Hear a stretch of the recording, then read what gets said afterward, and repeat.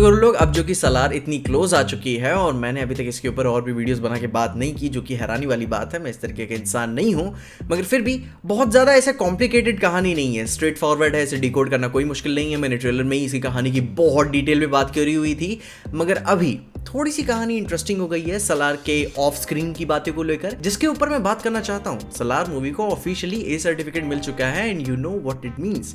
तो भाई प्लीज बच्चे लोग इस कहानी से दूर रहें, क्योंकि भाई ये बड़े लोगों की कहानी है जो एक्चुअली में पैसे देते हैं इसको देखने के लिए।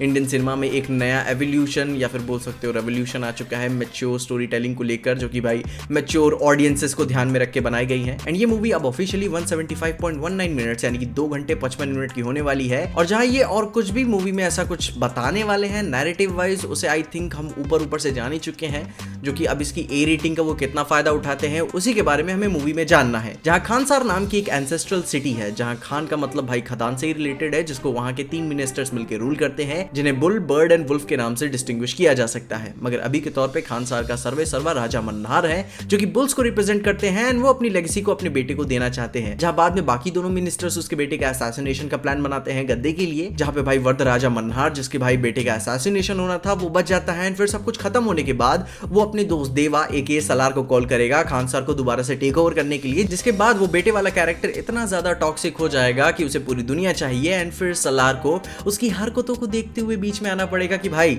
इसलिए मैं नहीं आया था जो अब तू कर रहा है। और फिर भाई इन्हीं सारी कहानी के बीच में कुछ मोटी मोटा कहानी श्रुति हसन की भी है। आई मीन मैं माइंड नहीं करूंगा, मैं पर्सनली बहुत बड़ा फैन हूं उनका, देख लेंगे। जहां किसी को ये आइडिया तो नहीं था कि भाई प्रशांत नील अपनी सलार मूवी को लेकर ए रेटिंग को पिच करेंगे। आई मीन वो केजीएफ सही लंबी चौड़ी बातें तो कहते हुए आ रहे थे, लेकिन भाई ए रेटिंग ये बात कुछ नहीं थी। जो कि खैर आई थिंक वी नो, हम ये बात का अंदाजा इस बात से लगा सकते हैं कि एनिमल मूवी की ए रेटिंग की इतनी बड़ी सक्सेस होने के बावजूद आई थिंक वो इस बार रिस्क लेना चाहते हैं सलार के साथ। एंड टू बी ऑनेस्ट मैं हमेशा से ही सलार को उसके ट्रू एस्थेटिक्स के साथ देखना चाहता था, जो dark subject matter gritty tone इसको दिया हुआ है। उसके बाद इसके लिए अडल्ट रेटिंग ही जस्टिफाइड थी, जो कि ये भी बात अपन समझ लेते हैं भाई, करियर के शुरू में हर डायरेक्टर क्रिएटर को वो चीजें उसे करनी पड़ती हैं जो वो करना नहीं चाहता है। लेकिन खैर प्रशांत नील अब तो भाई सक्सेस एक स्तर तक तो पा ही चुके हैं कि भाई वो अपनी मांग रख सकते हैं। जहां इन्हीं सारी बातों के साथ साथ I also have some mixed feelings Salaar को लेकर, कि इस तरह की कहानियों को ओवर एनालाइज करने के बाद, थोड़ा सा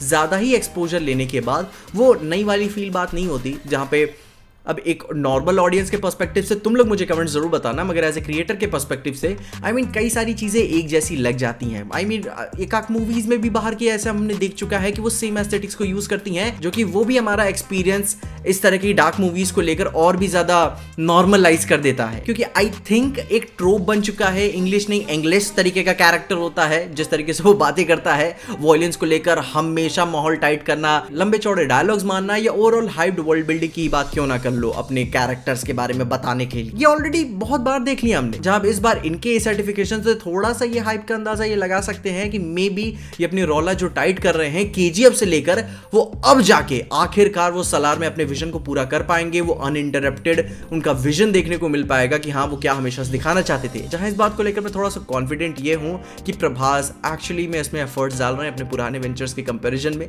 थोड़ा सा इनकी परफॉर्मेंस अपलिफ्टेड नजर आ रही है, जो कि आई थिंक ट्रेलर को बोल के मैं तो ऐसा नहीं बोल सकता कि हाँ अपने प्रभास इज बैक, मगर हाँ पहले के मुकाबले बेहतर लग रहे हैं। जो कि फिर भी मैं बहुत ज्यादा छूट नहीं दे सकता, मुझे अच्छा माल चाहिए, मैं इनके फूफा का लड़का नहीं हूँ कि ऐसे ही छूट दे दूंगा। खैर हम सब अच्छा एक्सपेक्ट कर रहे हैं। जहां भाई मैं ये भी बात जानता हूँ कि मैं कहाँ क्रिंज फील करने वाला हूँ मूवी में, क्योंकि आई नो कि जब उन्होंने बच्चों वाला सिस्टम से शुरू किया ना, आई थिंक यार वो सीन को भाई मैं इज्जत नहीं कर पाता उस सीन की। क्योंकि भाई जब बच्चे ऐसे लंबे चौड़े डायलॉग मारते हैं ना, मैच्योर होने की कोशिश करते हैं, मैं इज्जत नहीं कर पाता हूं। क्योंकि भाई अंदर से मुझे ऐसा फील होता है ना कि अभी गांड पे एक लाफा मारूंगा ना, रोड पे हकता हुआ फिरेगा, जाके अपना काम कर।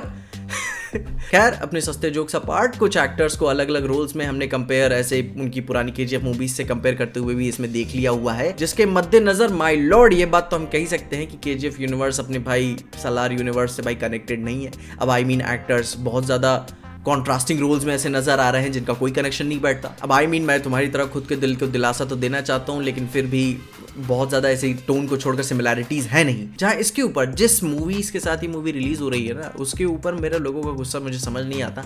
आई मीन मे बी शायद मैं ही ट्विटर पे मरवा रहा हूँ अपनी, क्योंकि every once in a while मैं भी गुड माइंडलेस एंटरटेनर्स एंजॉय करना पसंद करता हूँ, जहाँ मैं भी मोमेंट पे किसी नॉर्मल ह्यूमन बीइंग की तरह भाई कैरिड अवे हो जाता हूँ। मुझे पसंद आता है, मैं भी भुला देना चाहता हूँ चीज़ों को। लेकिन फिर उसके ऊपर जाके तुम बोलोगे कि भाई भक्ति बन जाए इसका, तो नहीं भाई, ये मेरे से नहीं हो पाता। Every genre has its audience, and जहां मैं उस तरीके का शख्स हूं कि मैं तुम्हारी पार्टी में उस स्पेसिफिक टाइम पीरियड में आता हूं एंड टाइम से निकल भी जाता हूं, क्योंकि चिल एंजॉय करो लाइफ, लफड़ा नहीं चाहिए अपने को, जिंदगी भूलनी है यार। इसीलिए तो अपन ये सब देख रहे हैं और ये बातें कर रहे हैं, ताकि तुम अपने ओपिनियंस बताओ कि तुम्हारे क्या ओपिनियंस है सलार के ए सर्टिफिकेशन पाने के बाद, एंड क्या तुम्हें लगता है कि सलार एक्चुअली में वो प्रॉमिस डिलीवर कर पाएगी जिसका वो वादा करते हैं। अपनी ओपिनियंस में कमेंट जरूर बताना। और इन्हीं सारी बातों के साथ साथ मैंने GTA 6 के ऊपर भी बात की है, जिसके लिए आप मेरी वाली वीडियो जरूर चेकआउट कर लेना, तुम्हें सारी इन्फॉर्मेशन मिल जाएगी। मगर तब तक के लिए देखते रहिए PJ एक्सप्लेन।